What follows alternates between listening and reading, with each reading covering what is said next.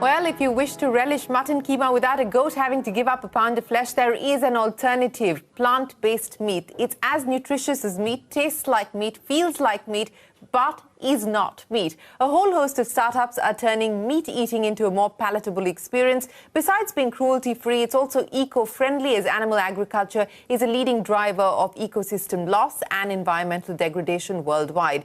As veganism gains in popularity, with celebrities including superstar athletes like Serena Williams and Virat Kohli advocating the benefits of a vegan diet, the trend is catching on. In the US, plant-based meat company Beyond Meat went public in 2019. The maker of meatless burgers, Impossible Foods, is planning to follow shortly, is what we're given to understand.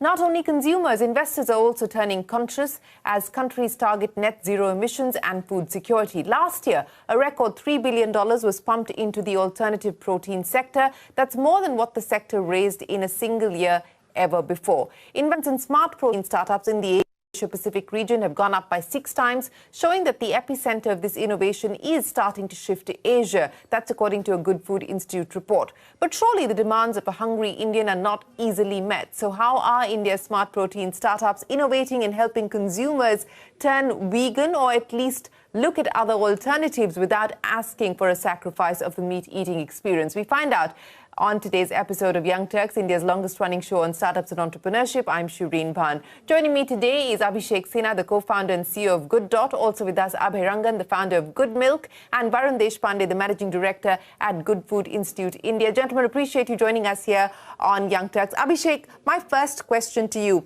And, you know, I was looking at your history. You first toyed with the idea of smart proteins in 2003, but formally you started to put this idea together in 2013. So in many ways, you were ahead of the curve, at least here in India. What made you think that this could be a viable business idea? So Shireen, thanks for the opportunity. So basically the thing was distilled by the parents, do something larger than yourself. So that was a primary drive. So I was a meat eater, ex-meat eater, but I was also an animal lover. In my final year of engineering, I came across a study sponsored by the Dutch government on tissue culture-based meat.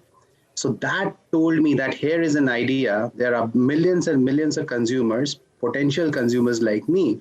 If given a choice, the right taste and the right price, they would prefer to have a non-violent meat on their plate.